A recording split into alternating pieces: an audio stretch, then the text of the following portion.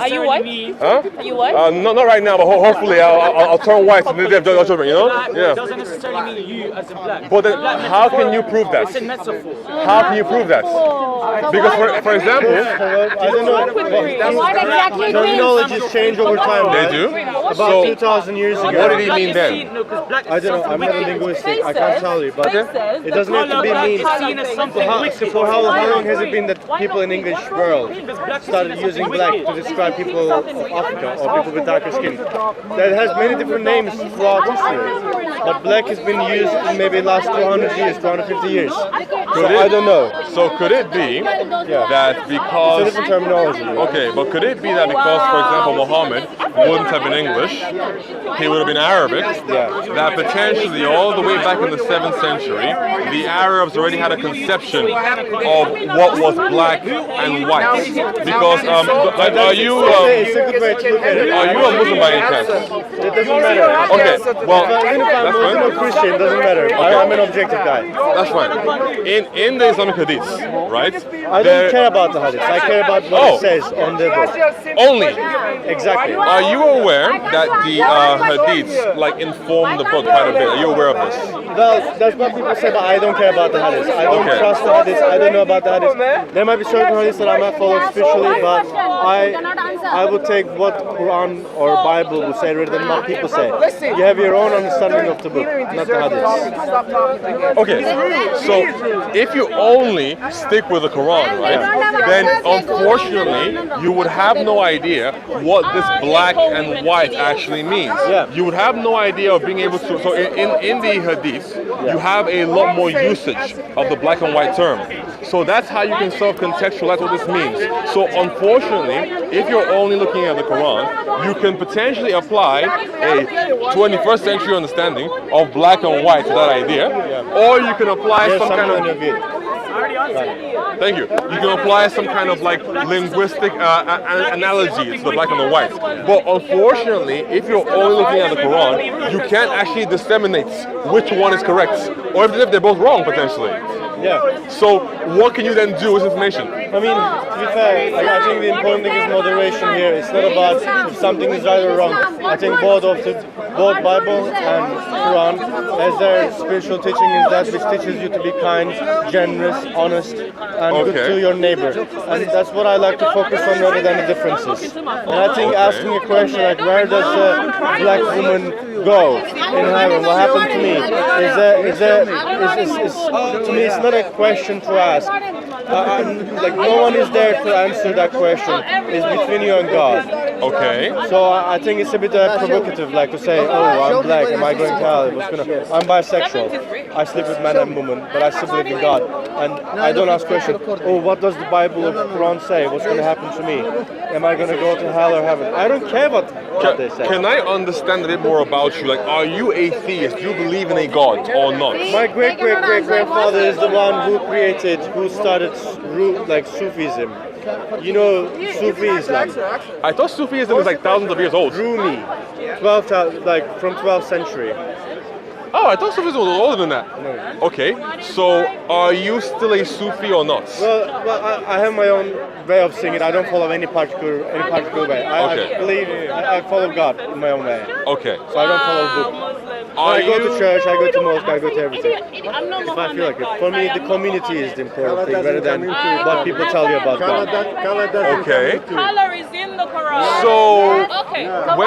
when you have that kind of like understanding of spirituality, how are you sure you're doing the correct thing? Is there a correct Between me and or God. wrong? God tells me if I'm in here. But just comes next to me. Just watch what's going on in here. Just watch what's going on here. Well, people aren't agreeing on things? Just like see what happens when people disagree and what happens when people don't want to understand. What happens when people have their own beliefs and they want to hold on to their beliefs. What happens? No, she gets aggressive, he gets aggressive, they start arguing. Okay, and fine. that's throughout history. This is what caused different religions to people, different communities to have gone wars, killing one another. I think that's really dangerous. And I think So- that's not what Quran or Bible teaches you, to Okay. fight with other people. It teaches Well, the Quran you, does that, but you know. well, that's what you say, but I also Surah grew up on that, 91. right? There are Christians as well who spread violence, and there are Muslims who spread violence. You can't say it's The violence. What's up? What up? I'm good. How you doing? Look, she's saying you're a liar and stuff like this is she's saying. Right. I think it's just Okay. Well, I feel a bit Okay. sad to see people arguing Okay. like this All about right. the matter, you know? Okay. Fair enough. If you're around later, I wouldn't mind talking some more. But 2 hours now before I meet someone. Okay. So I'm just walking around and exploring. But you know, I'm probably gonna go somewhere, meditate, and pray to God to see what's going on. Can I quickly God talk back to you? Yeah. And it's like huh? Here today? No, that was last week. Yeah. Damn, man, you messed it up. Let me come back to you real quick. What's I gonna God say? doesn't come Yeah. and say, hey, I'm God, listen to me. No. no, God it's talks to not me that. through experiences, through people that it brings to my life, and through coincidences that people might think coincidences, like creating connections and like different events, past, future, present together. That's how God communicates. So you don't like hear the voice of God, that's the type of deal. It's more so like the happenstances that occur Well, if I can following create, the prayer. if I do, sometimes I do, but it's not always. Like it's like if I'm very, if I'm committed, if I create a space to listen to God, yes, I hear God. Okay. But I don't always create that space to listen to God. Okay. Because I get carried away with other things. Oh, he's back. Okay. Well, stay there. I'm talking to. No, I'm it's talking to you. okay. Huh? Yeah. Stay there. Stay there. Sammy. Stay there. I'm coming to you. But look, unfortunately, there are some people. Yeah, right there. There are some people, unfortunately, who are like You were that. also a bit disrespectful to him, and now he's agitated. Yeah, well, unfortunately, we've been talking for a while, so we've been basically like arguing for quite a while. He's a bit more close to talk. He's a bit more close. They will not listen at all. It's just a verbal diarrhea machine. But it's okay. It really Please, Sam, keep quiet. Thank you. I Appreciate don't it. want to be on the camera, man. I'm sorry. Okay. Can I ask though, with this understanding you have of God so far, if you were to meditate, like work on that connection, and then something like unfortunate happens following it, how do you process that? Unfortunately, it's happened all the time. Right? How do you process this, like in accordance with God? Well, I think, whatever bad happens to me, it happens because of me. Okay. Because I created. I mean, as in, God can give you all the things. God provides you all the dreams, and God also provides you all the nightmares. All the good things that you wish for is out there, and all the bad things that you're scared of is out there as well. Yeah. And to some extent, you pray to be protected from those. Yeah. But then sometimes you might walk into the bed. You know that happens, but it's not that God does it. God wants you to get hurt. Right. It's you walk and you create that. You do it to yourself. But is it always in your like conception? Is it always intentional, or can you work into danger by accident sometimes? Well, for example, in a recent experience, why that forces have put on the It's okay if I'm just curious. no. Yeah. I want to give you an answer, so I'm listening.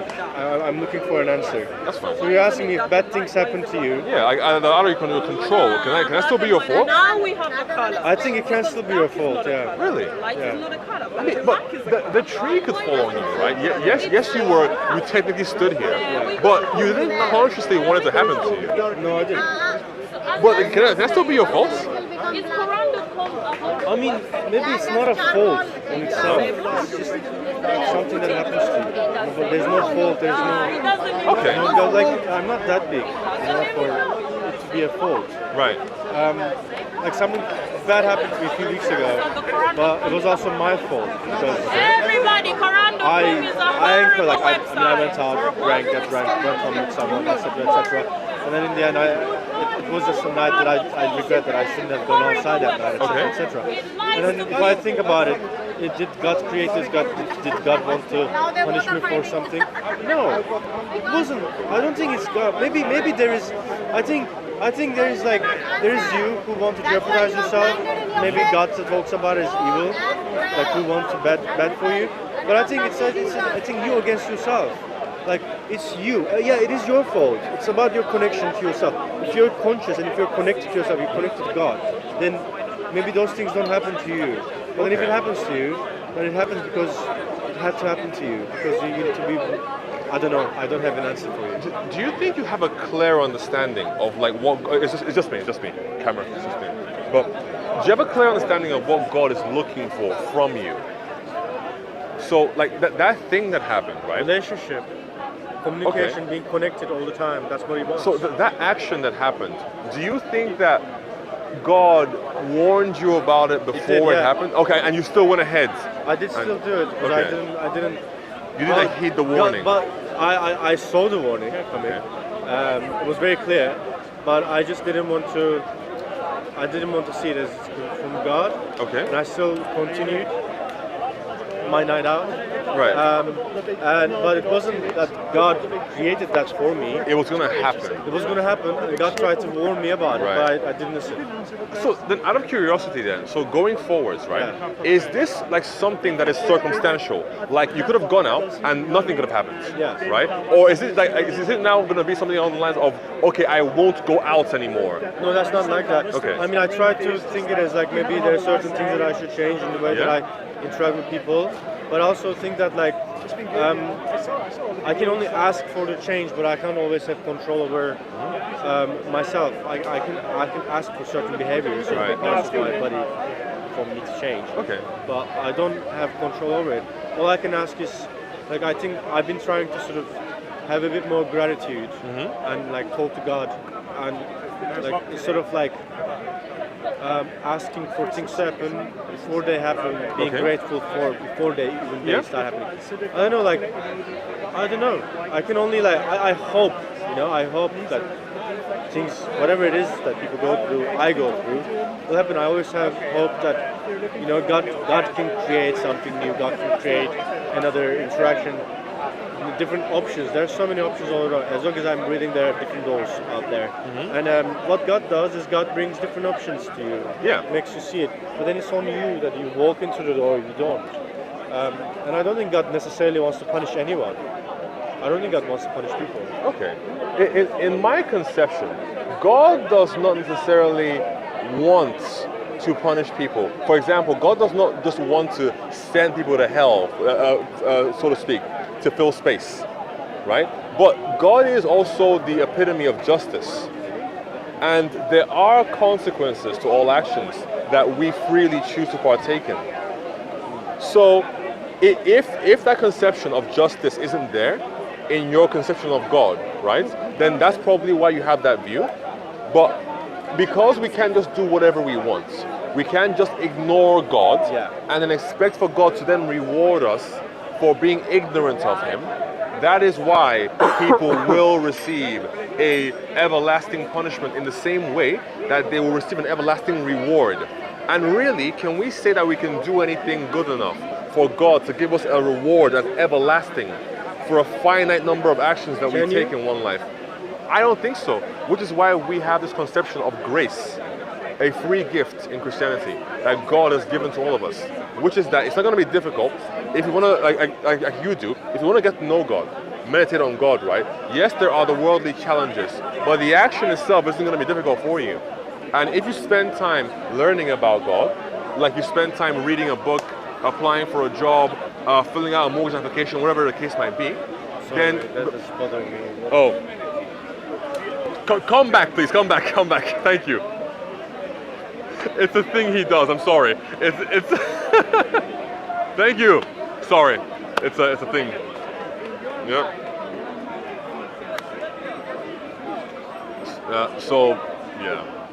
Sorry. But I think for someone like you, who just on me, please. Yeah, you mind? Sorry. For someone like you, right, who is quite spiritual, like, because honestly for me, I'm not even that spiritually attuned actually. I need to get better at like talking to God, hearing the voice of God. I just go off of what is like sort of written for me and try to like live my life in accordance with the statutes of Jesus, who I hold to be God, right? But for someone like you, I would say like potentially try to meditate on like what is in the Bible. If you already go to churches and stuff, right, for the community, learn from that community. Like see what they hold to be true. Yeah. No worries. See what they hold to be true. What statutes that they hold. Learn the person of Jesus, who I'm sure you'd also agree isn't like a bad person. I don't think Jesus is a bad person. Yeah, most people don't think he's a bad person, right? I think he's very sweet. Learn about him. But you also find that as well as being loving, he was also just. So not everything he did was soft. There were some harsh things that he did, but they were righteously harsh, in that there was no malice behind it. These people were directly going against God. And that is why, for example, he chased out the moneylenders from the temple, because it was a holy place of worship, and they were conducting activity there that wasn't holy. So a sweet person probably wouldn't try and chase them out. He might go and talk to them and say, can you please stop, and then leave them alone if they don't. But he righteously drove them out. So learn to know that person a bit more and carry on the meditation. It's very good actually. It's good for centering oneself. But I just think you need to center yourself on the correct points. That's what I would say as a Christian. But I'm sure you're already aware of this. There's always something new to learn. But no, it's great that you try out things. I always think it is like not everyone able to read. Like written language is something that people created ourselves. Yep.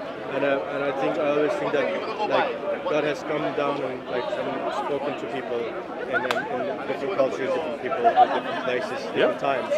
And not all of those people knew how to write or read. Yeah. So I feel like God's teachings shouldn't be necessarily very difficult, or it shouldn't be something that you only have to read through Bible or Quran. Oh yeah. God's teachings are everywhere, all around us. Yeah. And you just need to ask to learn.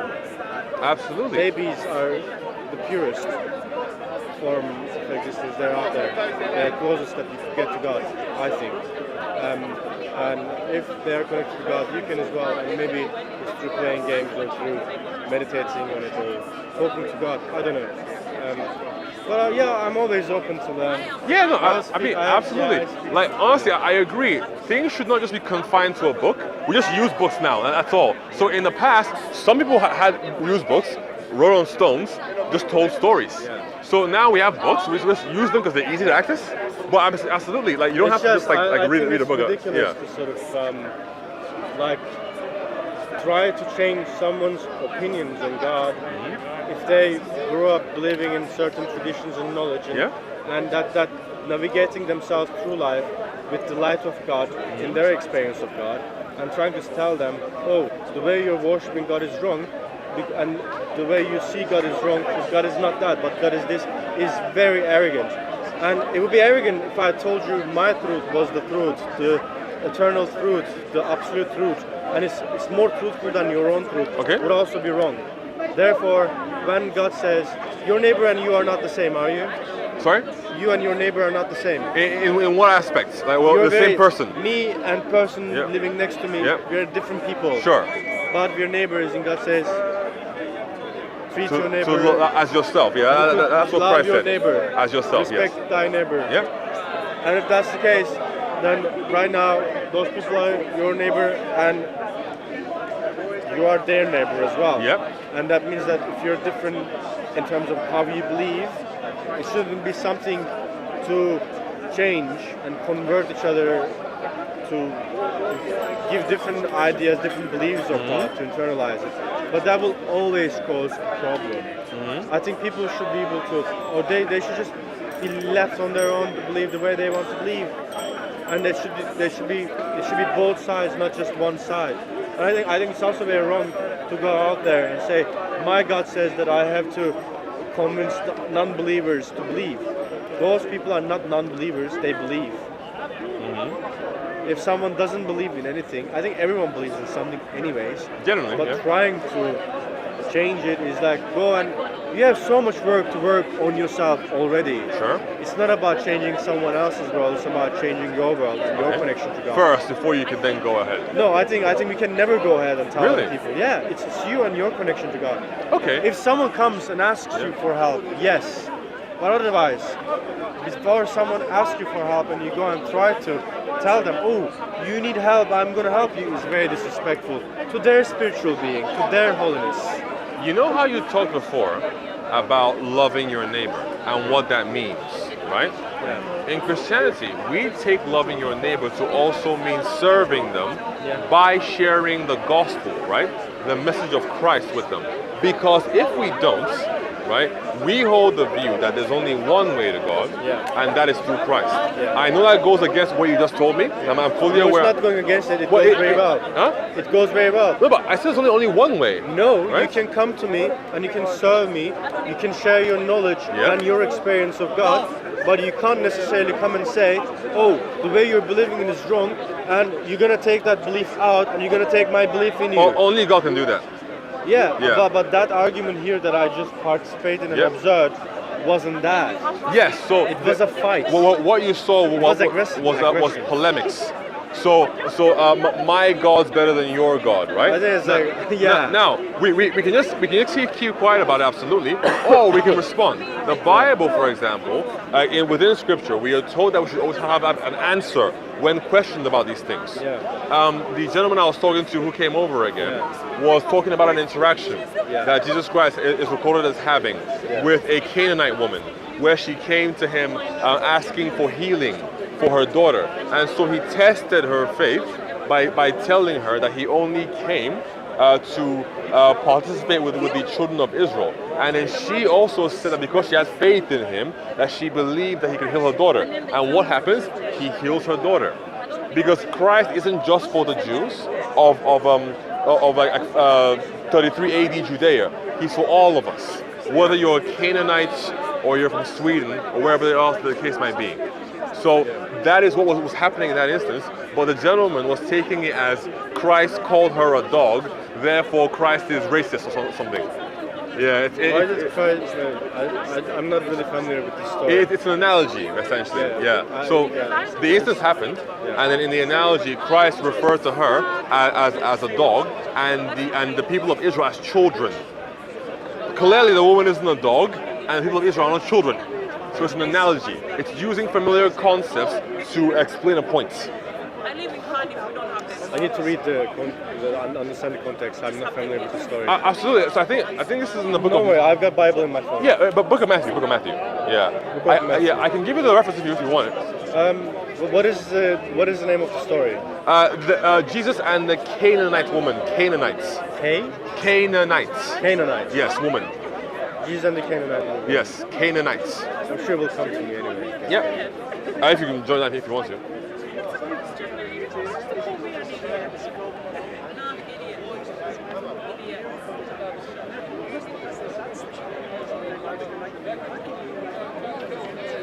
But I would always recommend CAANANITE. How do you spell Canaanite woman. Yeah. It's important to understand that at times Jesus Christ talked about things in parables. So he gave examples. He would compare the kingdom of heaven to anything from like 10 virgins to like a farm. He would compare spreading the gospel to a farmer planting seeds by tossing the seeds on the floor, and some would go on the rocks, some in the grass, some on good soil. Have you read the entire Bible? From beginning to end, no, not the entire thing, no. Okay, so but you have an understanding of it. Yes. And have you read the entirety of Quran? Bits of it. So like every time I come here, Do you think I your try to knowledge of read Quran more. is enough to say that it's not from God? So it's just very simple, right? I don't think that in order to say the Quran is not from God, you have to read the entire thing. Here is simply why. Assuming your conception of God is somebody who is perfect. Again, everyone can have a certain sense of God, right? I perceive God to be perfect with no flaw or blemish and no need for correction. If But God... you don't even know. You haven't even read the entire Bible, Right. but you can make a comparison like this as Yeah. if you are a scholar of it and you've memorized every single verse. Okay, so I don't... So So memorize... I'm not attacking you. No, Sorry. that's fine. I don't want to attack at all. No, go ahead, that's go ahead. disrespectful. No, Go I ahead. don't want to. Go ahead. What I want to say is that I have not read the whole Bible. Okay. I have read pieces of it, as Okay. you read pieces of Quran, Yep. and I read pieces of it, Okay. but probably equal amounts with Bible. Okay. And I can say that both of the books, when it's God, I can feel it on the verse that it's God. Okay. In both Bible and in both Qurans, I don't see them as different. Okay. And some talks to you more, and some talks to you less. It's your connection to God. It's how you read the Quran or how you read the Bible. Okay. But that's what I want to say. And it's not about. Can I comment on that if you don't Yeah, mind? please. So if you ever come here again, I would love to actually like pull out. What's this whole thing? I don't know. It's just called Speaker's Corner. Happens every Sunday. Okay.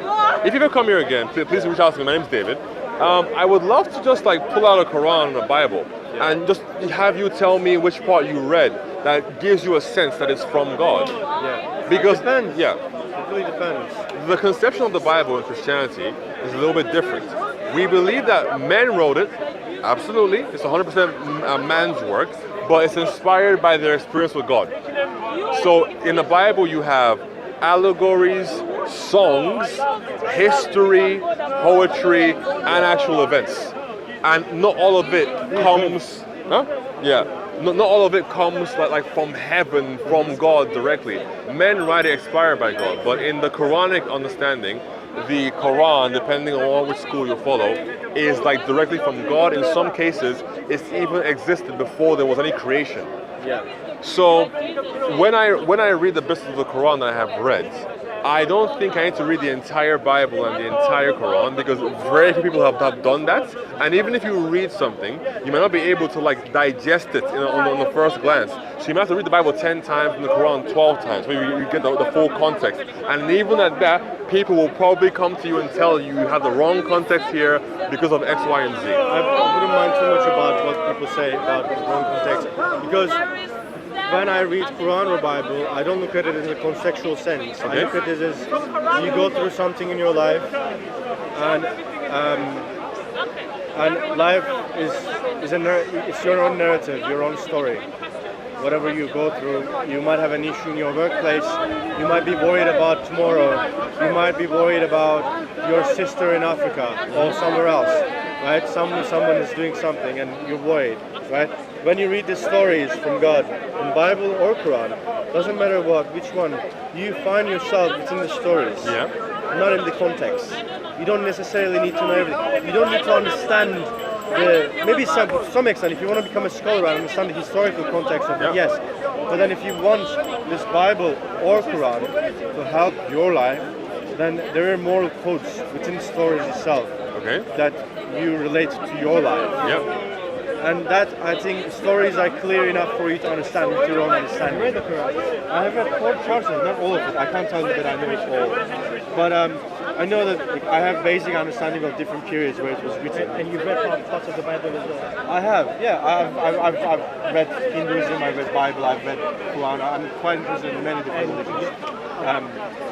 And in Quran, when I speak to God I can speak to God with both books, not just Quran, not just Bible.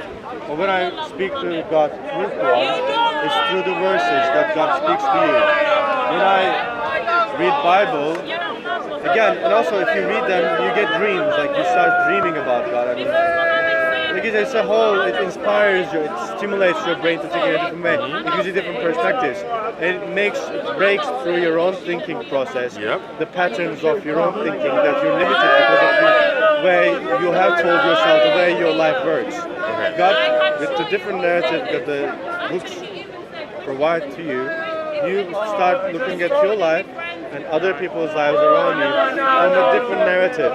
Then your voice alters. Of course, you break patterns and you change as a person. And I think it does. Anything that you read can do that. But I think with Quran and Bible, because it's all stories of different people and there are different narratives, it works in a different way. I think there's a way that's. I love the framing of extracting a story from this narrative. Question: are you? But will you ask No, because I overheard Marcel over there. He's talking to a bunch of Christians, right? As always? Yeah, as always, yeah. He's talking about that Jesus prophesied that he was going to come during our generation, but it didn't No, happen. it didn't. Is there some verse to that? That's the context of that. The context is that like the generation can apply to the generation of human beings. So human beings will not pass away before he comes back. And so do you have a verse to that? Because he's like going on and about it over there. Like, is this what's the? Can you give me a verse in the? Is there a verse in the Bible that actually gives us the full context of that? Well, it wouldn't be in the Bible. You'd have to read the exegesis of it. Yeah. So basically, he's telling that Jesus was wrong about his prophecy. No, he wasn't. Though. Yeah, because if Christ is wrong, then okay, fine. Then Allah is wrong about a lot of things. So fair enough. But no, he wasn't wrong. He simply put something that isn't there. Yeah, he never said that the generation of the disciples would be the one. He said this generation, and that can apply to human beings in general. Say, ask me that question. I get this. Don't worry. What you're asking me is how to distinguish between two different narratives. Yeah, look, The guy is so arrogant, lying to Muslims It's and to Christians. It's okay. yeah, so you can read it and there are a lot of people here can read the same book. And I bet if you go over there, he start running away. He Oh, will. I don't want to talk to you. I He don't will. want to talk to you. There's images, some read it like, oh, this is something to live by, this is a way. Because ultimately, he's going to have to prove that Jesus Christ was talking about the generation of the Yeah, disciples. and this is what I asked him. I said, Mansour, are you sure you know the context of that? Yeah. And he was like, go ahead, explain it if you know, you tell us. And I'm like, I was telling him, listen, I'm not well versed in that, but maybe someone over there can explain. Well, don't let him put you in the hot seat. He's making a claim, you have to give evidence for it. Yeah, see, that's no, but you don't want to give the evidence. He's telling me to give the evidence. Then again, okay. My friend, are we capping it here or? Sorry? Are we capping it here? I think you go. I don't even know. I don't even know. Okay. I'm guessing you guys are gonna go at this point, right? In an hour. An hour. Okay. What time is it? Actually, I need to check. I'm killing time right now. Did you have anything else you wanted to like talk about generally, or was that the whole thing? There's a lot of that. I've been there for a few weeks now. Really, no. I don't know. Do you have a... No, I'm just saying that. Look, I think it's great you're spiritual. I think that's important, right? But my take on it is point that spirituality at the correct source. Yeah. Right? And obviously I'm a Christian. Absolutely, I have a biased view.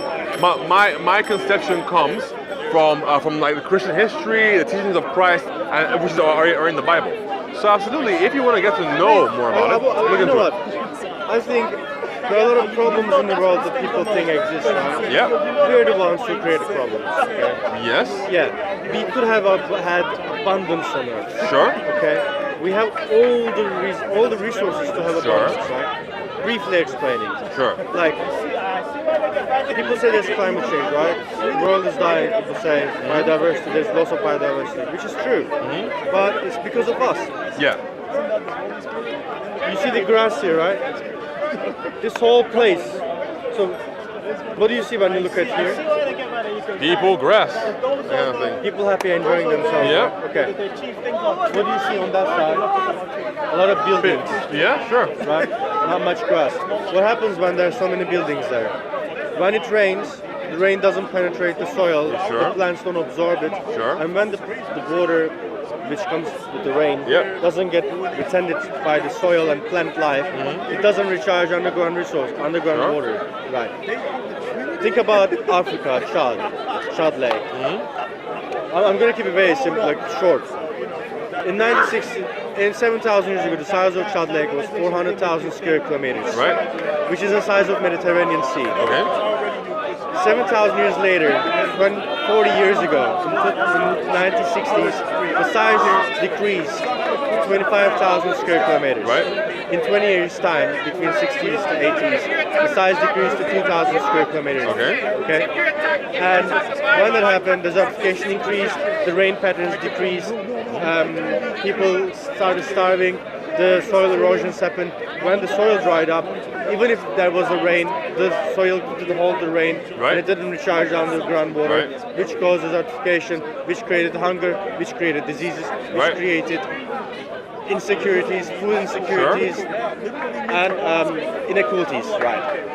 But there's a thing called permaculture. Instead of like letting things dry. When we plant trees around, simple as that, trees, Yep. thousands of them, Yeah. millions of them, China does it as well. trillions of them, Yeah. right? What happens? It brings back all Ecosystem the restores. plants. Yeah. It gets back. What is the role of trees? Trees produce rain. How do they do that? They extract water from the underground. Through transpiration, they release it to the air. They form the clouds, and the clouds bring the rain. It releases the raindrops. It comes back to the soils, and the plant life on the soil absorbs the rain, Sure. recharges it. And the cycle continues forever as God intended to. Okay. Right. We have monocrops, right, to feed the entire world. We do agriculture, which destroys the landscapes. It's not reversible. We can still hear it. We can always restore it. As long as we want to restore it, there's no way that it will become gone. We could have abundance, right? Yeah. That's what God created us for. We're Sure. here to play. We're here to enjoy. We're having to dream. Sure. We're here to... But the life that we choose to live, we choose to go and work 40 hours a week or different parts of the world, 80 hours, 100 hours a week. We choose to build buildings and we choose to live on those buildings rather than building little hats that people used to in simple ways of living. We create the reality we're living in today. That causes inequalities, that causes people to have problems, that causes diseases. Do we need them? No. Can we change it? Yes. Why do we not change it? Why don't we change it? My conception here is that we don't change it because we don't look at each other as though we are made in the image of God. Say again, last part. We don't change it because there isn't like a global consensus that human beings are special because they're made in the image of God. People like to demote human beings to being property, to being cattle, to being It's not possessions. others, it's you. And that's why. It's you, it's me. Yes, if I'm but- conscious of Yep. doing it, but I still choose Yep. not to fix it, I could be in the forest, like Jesus once done. Yep. I could go walk in the nature, in the wilderness. You could, right? And create, But and eat. you But do I need do that? you No. need community. So you need people to agree with you first, so that you have a large enough number to subsist off the land. Why? Right? Do the birds need others? The Well, other yes, things? yeah, generally, yeah. Because, like, for example, like birds, right, rely on human beings for quite a few things, right? If human beings weren't But here, when you trust God, you don't need to create it because God will bring those to you anyway. yeah, no, God will bring it to you, right? But how? Is it going to be from heaven or from inspiration? What do you mean? So when you want, because like, even the Bible talks about this, right? Like, don't worry about what you will have tomorrow, because look at the birds, right? Like, God provides for the birds, right? Yeah. So why can't He do the same thing for you? But the provision for the birds is going to be different from the provision for you. So God can provide for us through inspiration, through ideas, right? That help us then subsist on our own while living on earth.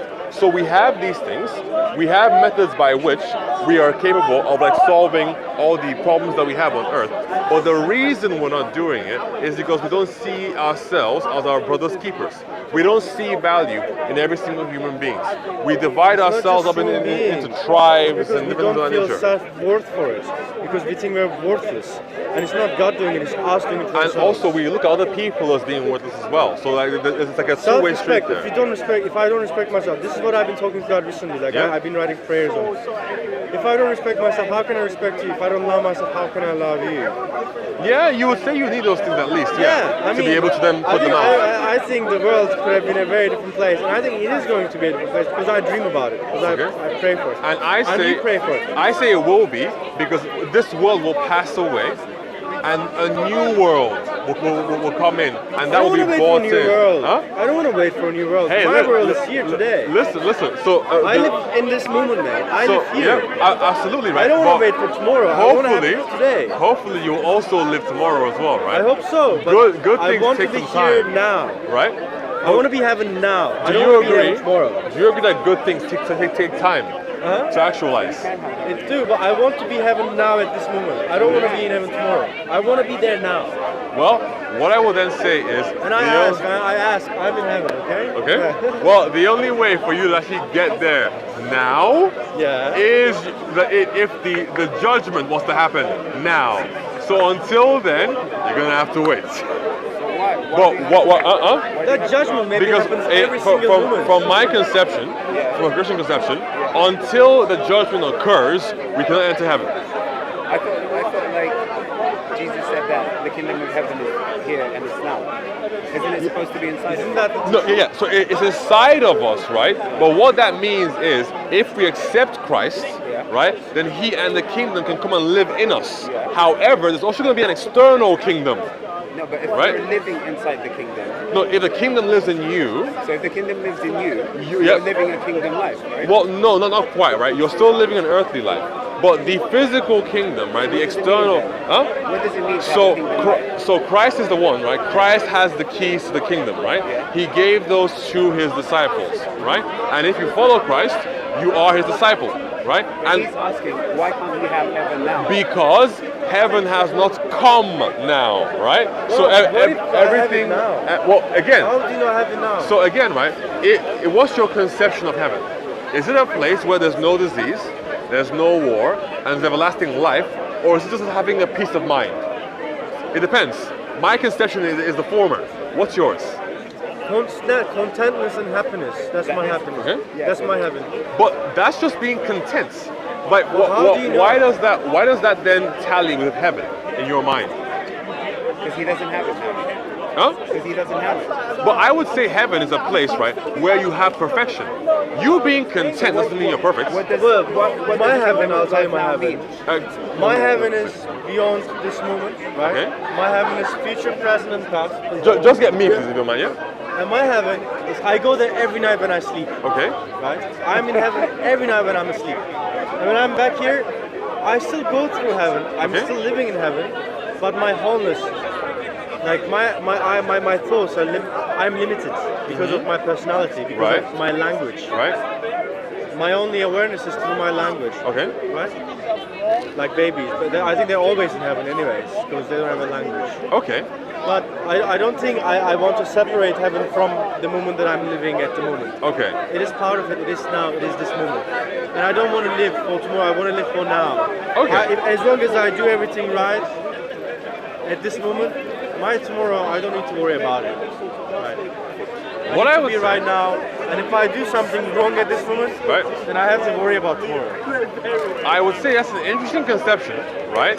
However, for me, what heaven is a state of perfection. And that is something unattainable on earth. But how for do me. you know what's that? Because have you ever had So- a state of perfection? No, I haven't, right? So that's why it's unattainable on earth. How do you know what is state of perfection in that So sense? where, for example, as a human being, Sounds like a little fetish kind of an idea. really? I'm so sorry to say No, that. no, It sounds I- like a Okay. perfection. I- What is I- perfection? Disease-free life? We can get rid of disease in our lifetime. We have CRISPR technology, we have antibodies, we have an understanding of every single disease, But- we have an understanding of human genome. Don't forget that new God diseases, gives that to us. right? But We new have all the diseases can resources come up, right? to get. Yeah, but then, So imagine a conception where we got rid of the diseases and there were no new diseases. That likely cannot happen on Earth. That would we be a create the boring life. diseases as well. No, not necessarily. I don't think so. We create the diseases. Yes. So new ones will always turn up, right? Even if somehow we got rid of all of them today, new ones will still always come up. Because human beings like act in different ways, eat different foods, fly Why across is that the not world. part of heaven? Huh? Maybe that's part of heaven too. I would I say. have HIV. Yep. I'm treated for it. I live completely happy, undetectable. I would say that's not perfect because there could be a conception where you don't even have that, and that's why I would say heaven Good would be. exist without bad. Sorry? Can good exist without bad? Well, yes, absolutely. How? So you don't need the contrast. For example, we say that God is good, right? And we hold to the conception that God existed before there was any evil. So God can exist and God is good. Good does not require evil to subsist. However, evil, at least on earth, can show us there's a distinction between what good is and what the other alternative is. Exactly. So you wouldn't know what good is if you were living in a good place, Well- unless evil existed. No. I don't think you need to compare to know something, right? Like, for example, you know you're alive even without comparing yourself to other people. I know I'm alive because I know what dead looks like. Well, yeah, Do you but understand what I'm saying? no, but again, before you even saw a dead body, you were aware you were alive.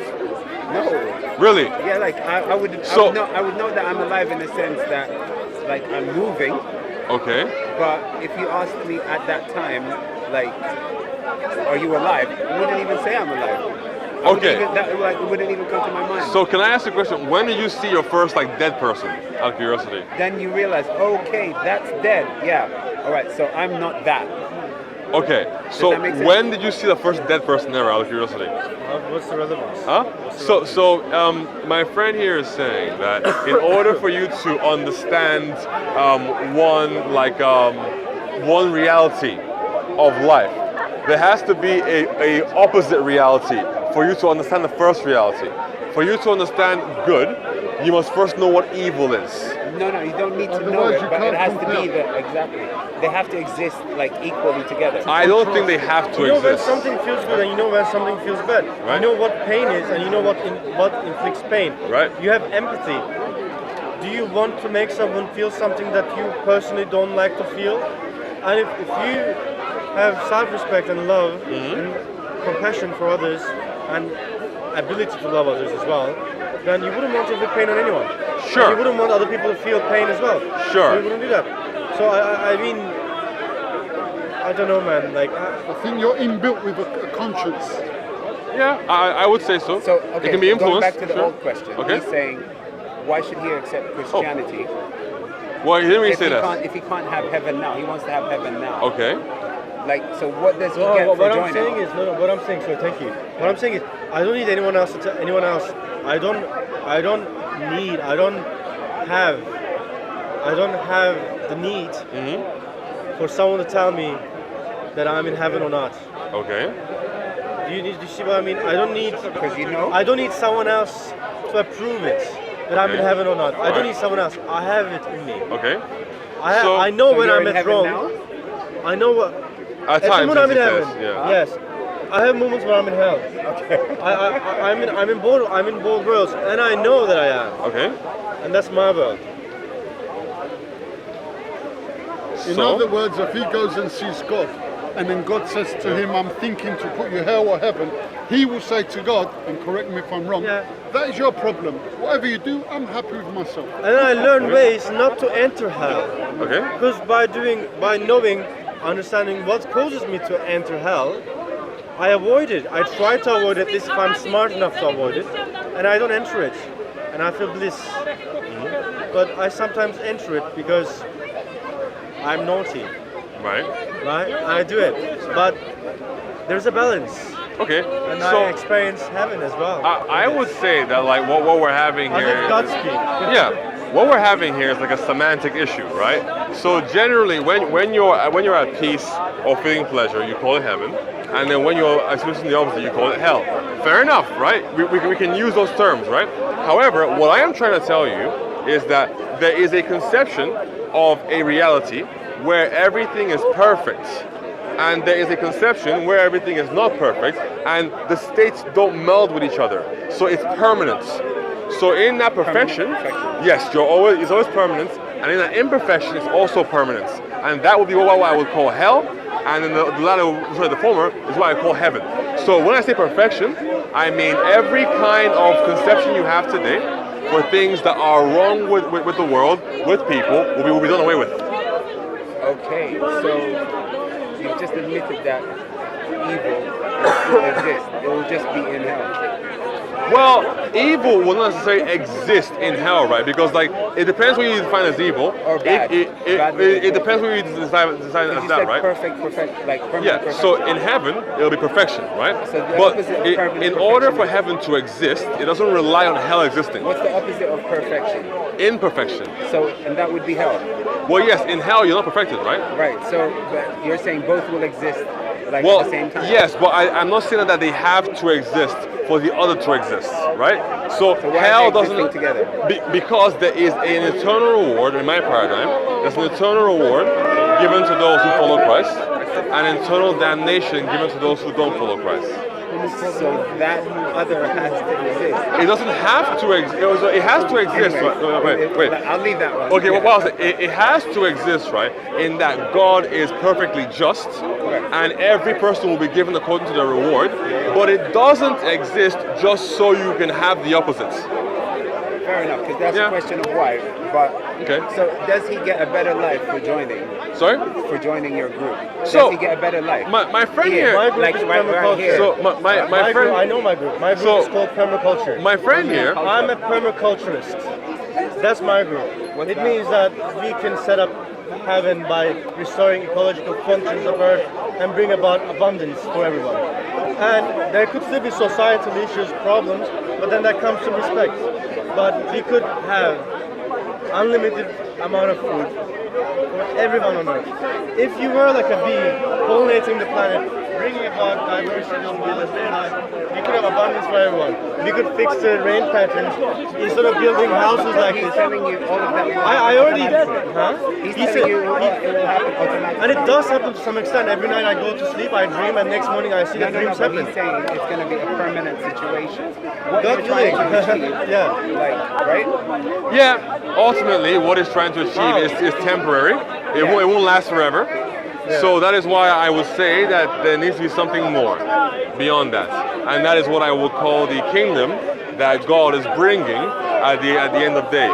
But in regards to your first question about him, he's already quite spiritual, right? So when you're asking what will he get out of becoming a Christian, for example, is what Christ said, salvation.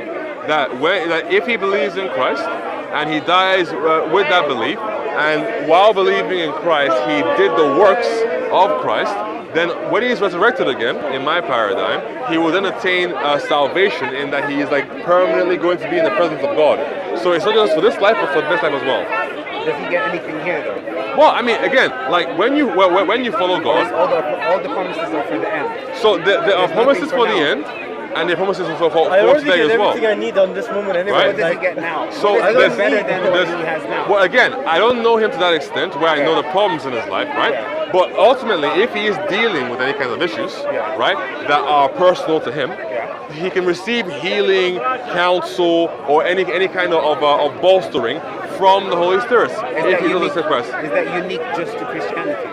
Well, I would say potentially not, right? Because these same things, right, do occur in other paradigms and religions and cultures, right? However, do you then have both instances where you have the perpetual kind of like improvements that you can go through on earth, but then you also have the promise of salvation after you die? I think that's what makes Christianity more unique than other religions. So what you're saying is, in terms of like now, there's nothing unique that Christianity actually provides. It's what's unique is what you get after. So you Christianity die. isn't just now; it's now and later. Yeah, but we're just trying to divide in terms of like benefits. You clarified that there's a unique benefit after you die, but there's nothing like specifically or intrinsically unique for now. Like you could still become an atheist and get all of the benefits that someone would get within Christianity.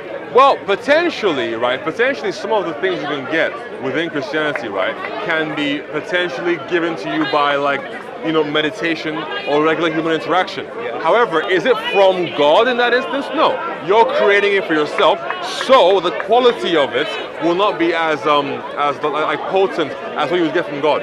May I say something here? Thank you. Like, you can have a psychological experience, or you can have a supernatural experience in your heart.